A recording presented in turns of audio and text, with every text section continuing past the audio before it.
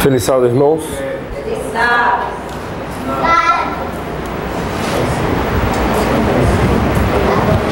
Feliz sábado, irmãos. Agora sim.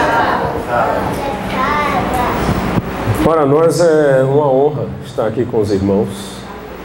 Capela, né? Sábado, 2 de fevereiro de 2013. Graças a Deus.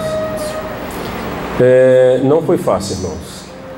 Não foi fácil chegar aqui porque no trajeto simples da nossa casa. Esse aqui. É o microfone do irmão.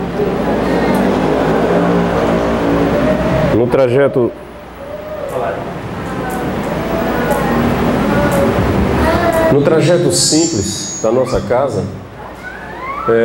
aconteceu uma colisão envolvendo 3 carros.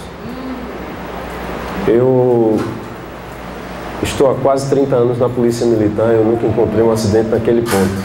Tinha que ser hoje, justamente quando nós estávamos saindo de casa. Mas eu disse à minha esposa e a gente já vinha até sorridente. Mas enfim, a gente já sabe, tem certas coisas que ocorrem justamente para evitar que os planos de Deus não se concretizem. Mas Deus é poderoso, irmãos, e repreendeu Satanás. Chegamos aqui em tempo praticamente recorde. Eu gostaria de, antes de iniciarmos, nós vamos curvar as nossas frontes e vamos fazer uma oração, tá certo? Vamos fazer? Vamos buscar a Deus? Amém. Pai Celeste, primeiro eu quero te agradecer, meu Deus, porque chegamos em paz. Amém. Também agradecer por essa oportunidade que o Senhor nos concede de ouvir a Tua voz. Amém, meu Deus. Ó meu Deus, eu sou um mero instrumento, tal qual esse microfone que se encontra em minhas mãos. Amém. Por Tua graça e bondade, não permita que eu fale, mas usa a minha voz para que nós possamos Te ouvir. Amém. Que a Tua palavra ache guarida em nosso coração. Amém. Nós Te agradecemos e suplicamos em nome de Jesus. Amém. Amém. Meus irmãos, antes mesmo de iniciarmos a nossa navegação pelas Escrituras, eu preciso fazer com que todos nós possamos nos envolver com essa atmosfera. Nós estamos na casa do Senhor, né? E precisamos nos conscientizar de que aqui não é a nossa casa, é a casa do Senhor. Amém. Eu sempre faço uma comparação com aquele povo, o povo hebreu, que estava ao pé do Monte Horebe e o monte estava fumegando. Imaginem que se nós estivéssemos lá, vendo aquela cena, o monte fumegando, fogo, trovões, teríamos condições ou capacidade de atender um celular? Não, né? Saberíamos que seríamos fulminados. E lá e cá a situação é a mesma, minha gente. Nós não estamos diante de um monte fumegando, mas estamos diante do mesmo Deus. Amém. E isso requer de nós respeito e consideração. Amém. Se alguém sentir que o celular está vibrando, deixa que chame, depois você vê quem foi que chamou. Hoje e agora é tempo para nós estarmos com os nossos sentidos voltados tão somente para aquele que nos criou. Amém. Nós vamos abrir as Escrituras. Essa é a primeira passagem. 1 Pedro, capítulo 1, versos 13 e 14. 1 Pedro, capítulo 1, versos 13 e 14.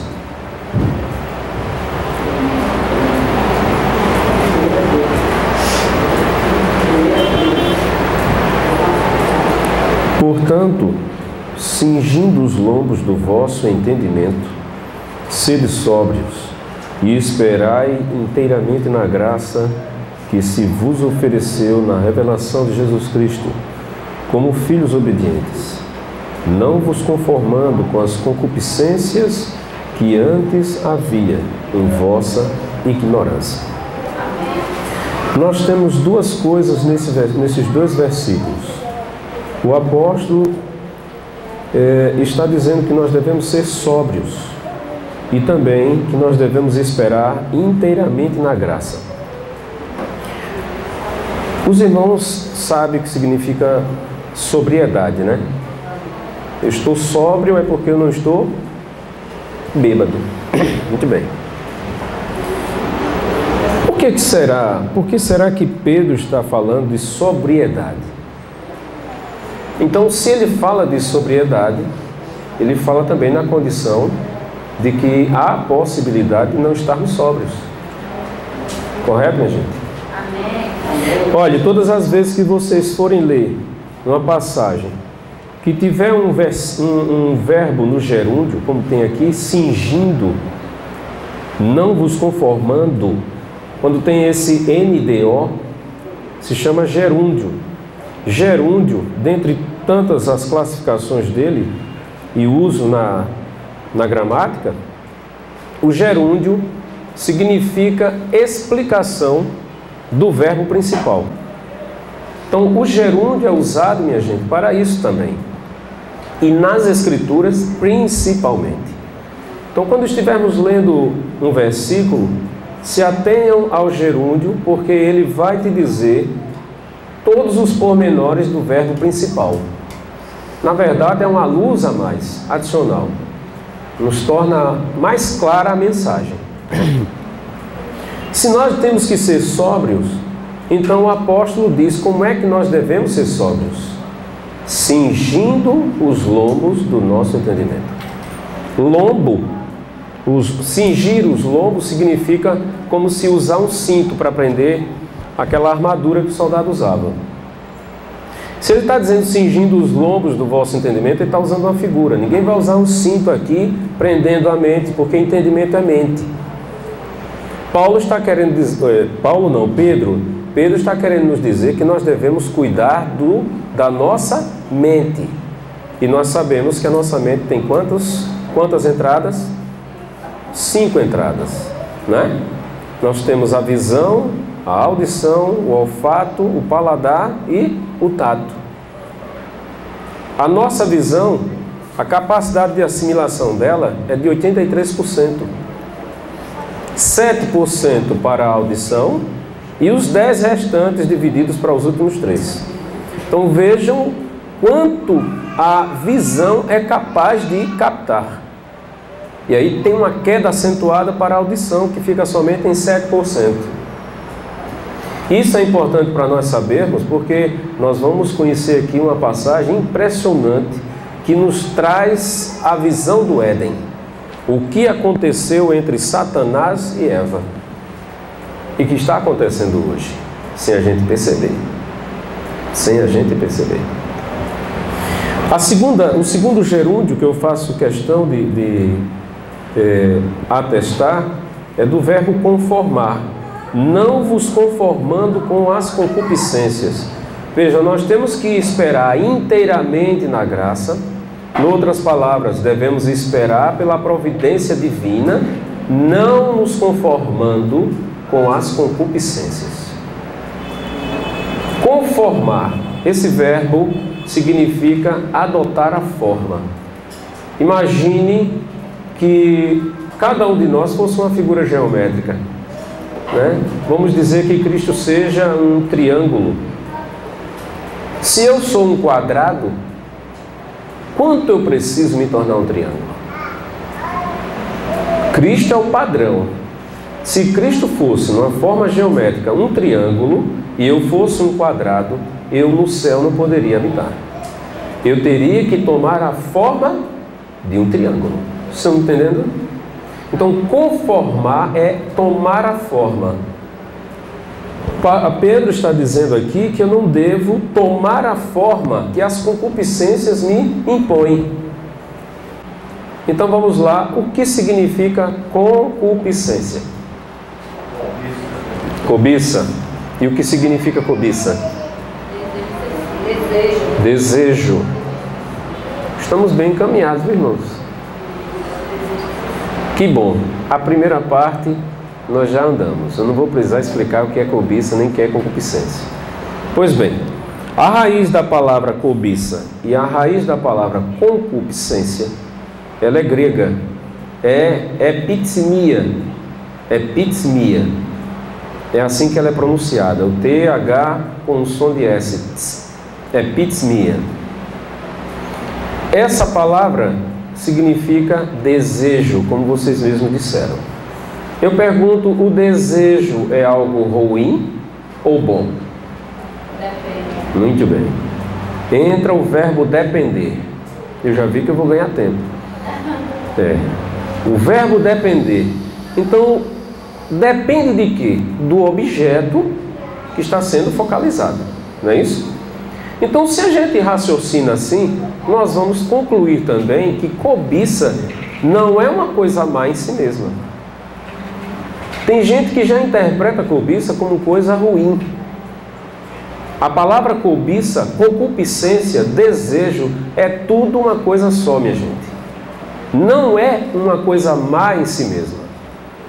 Tanto é que o próprio apóstolo Paulo, ele nos dá a explicação dessa afirmação que nós estamos fazendo aqui. Vamos ver em 1 Coríntios 10, 6, para que ninguém fique imaginando que isso é ideia do irmão Edson. 1 Coríntios, capítulo 10, verso 6.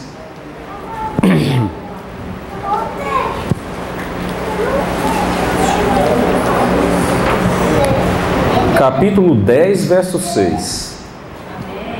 Muito bem.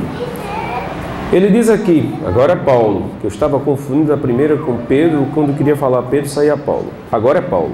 E essas coisas foram-nos feitas em figura, para que não cobicemos as coisas más, né? Como eles cobiçaram. Vejam, se ele está dizendo não cobicemos as coisas más, significa que nós podemos cobiçar as coisas boas. Correto? Então o verbo cobiçar não é um verbo para nos assustar. Podemos cobiçar, desde que seja uma coisa boa. Nós cobiçamos o céu. Todos nós cobiçamos o céu, né? Apesar de muitos terem a sua vida totalmente contrária a esse desejo. Meus irmãos, nós vamos agora para um outro verso.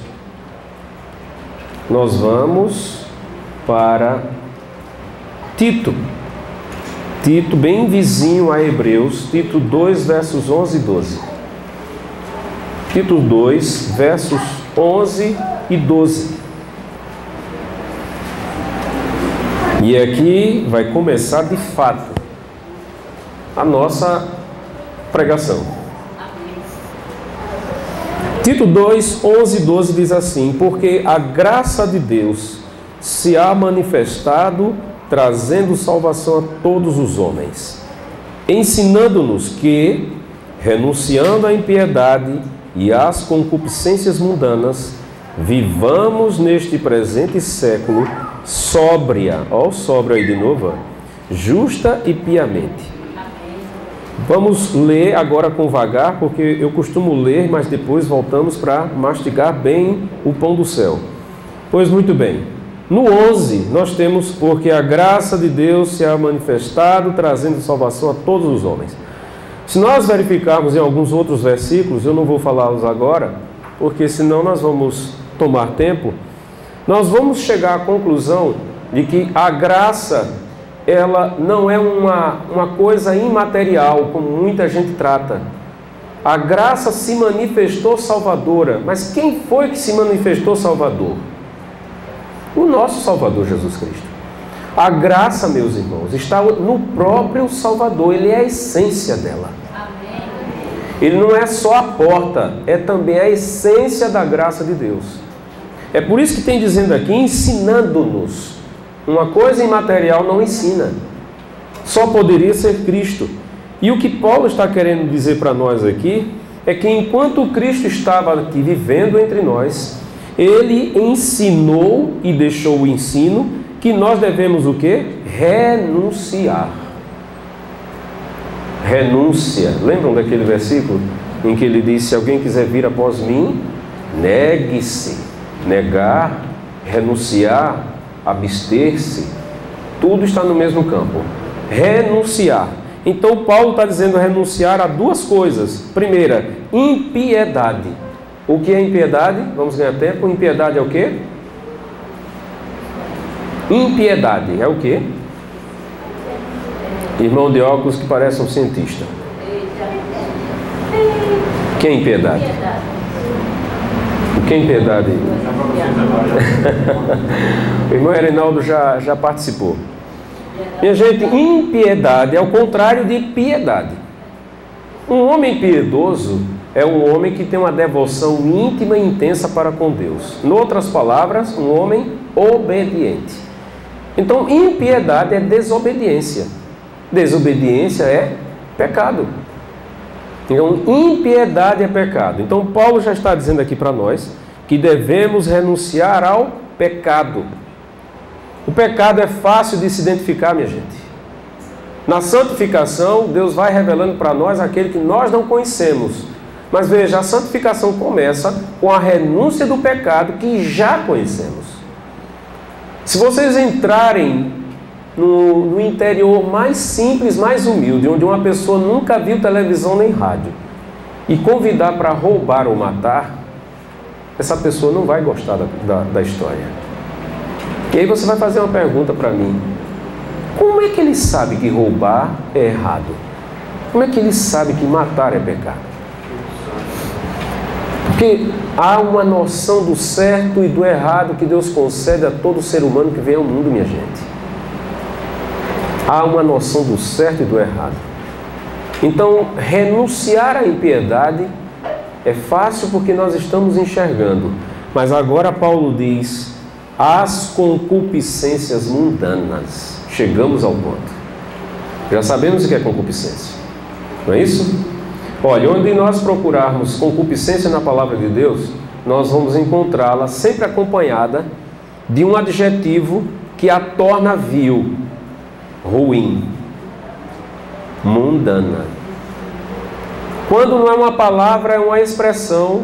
Quando não é uma expressão, Paulo está fazendo referência a um tempo que não foi boa coisa. A concupiscência que antes vocês viviam. Viu? Coisa negativa. Então a concupiscência, ela não vem separada. E aqui nós temos um adjetivo: concupiscência mundana. Está no plural, concupiscências mundanas. No grego, que o grego trata como o inglês, eles colocam um adjetivo antes do substantivo. Lá está cósmicas.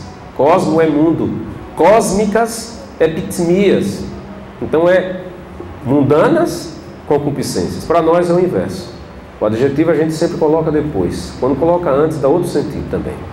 Então aqui nós temos concupiscências mundanas, minha gente. E aí eu vou falar para vocês. Nós às vezes estamos manuseando a concupiscência porque ela não é como o pecado. O pecado você já sabe e dele se afasta ou tenta se afastar. A concupiscência, ela vem embalada. Ela vem embalada. E aí eu vou explicar para vocês. Todos nós, ninguém se levanta, abre os olhos, vai para a geladeira, pega um copo com água, toma, depois vai escovar seus dentes, ou vice-versa. Tem pessoas que fazem diferente, se arruma e já está pronto para sair. Você pergunta: vai para onde? Não sei. Mas por que você se arrumou? Também não sei. Mas por que você tomando água? Também não sei porque tomei água. Todos nós sabemos. Vocês não vieram para cá como robôs. E todos nós, todos os seres humanos têm um desejo. E o desejo está sempre atrelado a um sonho. Se não é uma casa, se não é uma profissão, é um objeto, é um namorado, é uma namorada, é um esposo, é uma família. Mas nós todos temos, todos nós. Agora vejam, o homem sai de casa, está indo para o seu trabalho. Façam mentalizem aí na cabeça de vocês um quadro branco. Um quadro, esses que vocês escrevem, ensinam alguma coisa ou aprendem. Um quadro branco. Imaginem aí uma cena, o homem saindo de casa, ele agora está indo para o seu trabalho e hoje tem uma entrevista e ele não pode chegar atrasado. Se chegar atrasado 1 minuto, ele perde seu emprego. Mas como é perto de casa, ele vai andando e é uma rua cheia de árvores, os pássaros cantando, uma cena maravilhosa. Ele olha para o relógio e vê que ainda tem 15 minutos de sobra. Ele tem condições de chegar dentro de 15 minutos andando nos passos que ele anda. No meio do caminho, alguém está acenando com o braço, ele olha e tem lá um cartaz que está piscando. O cartaz está piscando dizendo promoção. E um rapaz está lá com o microfone, como eu agora, e está avisando que existem relógios das marcas melhores possíveis, imagináveis, a porcentos que ninguém imaginava de abatimento, de até 90%. Ele olha, sabe que o relógio dele já está desgastado e pensa, uma promoção dessa, com um relógio desse, tanto que eu sonhei um relógio desse, mas eu tenho uma entrevista e eu não posso chegar atrasado. Bom, mas ele olhando para o relógio, eu ainda tenho aqui mais 10 minutos. Eu posso gastar 5 e andar 5 sossegado. E o coração começa, rapaz, você vai chegar atrasado. Não, eu tenho tempo para isso. E o camarada diz lá, só temos 5 minutos. Daqui a 5 minutos essa promoção termina. E ele olha para o relógio e diz, dá tempo. São 5 minutos, eu tenho tempo de sobra para chegar no meu trabalho. E ele entra e vê lá um relógio mais bonito do que o outro. Minha gente, vejam só, já já nós fechamos essa história. Esse homem saiu, o pensamento dele era tão somente o seu emprego. Saiu até com tempo de sobra para não perder seu emprego, chegar a tempo de ser entrevistado e manter ali na empresa, ser mantido na empresa. Só que no caminho, algo chama a sua atenção. E a promoção é justamente aquilo que mexe com o seu ego. Porque o relógio dele já está velho, há tempos que ele precisava trocar, e agora, veja, promoção 90%. Vocês percebem que estamos falando de desejo e falamos de uma coisa também chamada de manipulação de desejo. O que é isso? Isso significa despertar algo que não está na sua pessoa. Assim como o rapaz, nós temos um destino. Qual é o nosso destino? O céu. Não é verdade? Nós temos o céu. E nós estamos caminhando. No caminho, o diabo acena para nós. Quando olhamos, minha gente, nós sofremos a tentação, porque aqui está algo que manipula o desejo. Por isso que se chama concupiscência. E é mundana, por quê? Porque ela não tem nada a ver com o reino de Deus. A concupiscência é mundana porque ela desperta no ser humano um desejo que diminui a vontade de ir para o céu. Ela rouba. É por isso que ele está falando, nós devemos renunciar às concupiscências mundanas. Amém. Como nós sabemos, o desejo é despertado por um objeto. Não é isso? Estamos num calor infernal. Imagina que estivéssemos aqui no deserto. Já há um desejo natural de tomar água. Agora vocês imaginem que eu estou levantando um copo com água suado. Vai acelerar aí dentro de vocês. O que acontece conosco quando imaginamos um limão? Pensem no limão, por favor. O que acontece? A boca enche. Agora deixa eu dizer uma coisa para vocês antes de continuar. Prestem bem atenção. Veja como nós somos. Prestem bem atenção. Eu estava falando com um companheiro meu de farda e ele ligou para mim dizendo que estava muito cansado, me pediu até dispensa para chegar um pouquinho mais tarde. Eu disse, não tem problema. Eu não consegui dormir, eu cheguei muito tarde do trabalho, coronel, e eu queria, se o senhor me permitisse, chegar um pouquinho atrasado, sem problemas. Quando ele chegou, ele comentou que precisou deixar a esposa dele no ponto de ônibus e ela iria viajar para o interior, salvo engano, Penedo. Eu perguntei para ele, por que você não levou a sua esposa até Penedo? Que ele tem carro. E aí ele disse para mim, estava muito cansado. Eu cheguei quase 2 da manhã, estava arrasado, não tinha condições não. Olhei para ele, cansado. Ah, o senhor não sabe. Foi dura a noite. Estava sem condições, eu tive que deixá-lo no ponto mesmo. Aí eu perguntei para ele, e se agora essa sala estivesse em chamas? Você ficaria aí sentado e tirando cochilo? Ou será que você não seria o primeiro a dar um pulo dessa cadeira? Minha gente, parem para pensar como nós somos. Nós às vezes dizemos que queremos ir para o céu, mas o nosso esforço parece que não se compatibiliza.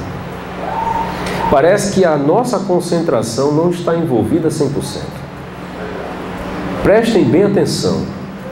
Quando eu saí de casa, aliás, eu vou dizer antes, quando a irmã ligou para mim, irmão Edson, o senhor vai pregar lá, o senhor tem condições de pregar lá em Capela? Aí eu, sim. No momento que eu digo sim, e já está tudo organizado para vir para cá, pensem nisso.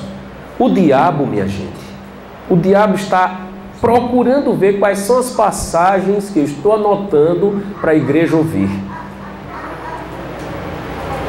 Como é o nome do irmão lá listado? Isso, Adriano. O irmão Adriano está precisando ouvir uma passagem aqui que vai tocar no coração dele. Espero que seja uma verdade. Então vejam, o diabo sabe disso. O que é que vai acontecer, minha gente? Quando eu estiver chegando para ler essa passagem, Adriano, aí ou o ventilador vai pifar e você vai se virar porque houve um barulho, ou o irmão que está do lado toca no seu braço perguntando pela hora, ou alguma coisa vai acontecer para tirar a sua atenção. Minha gente, nós não estamos numa brincadeira. Então, em nome de Cristo Jesus, que as vossas mentes estejam tão somente atentas para o que nós estamos tratando. Vocês me entenderam? Muito bem. Então, vamos continuar.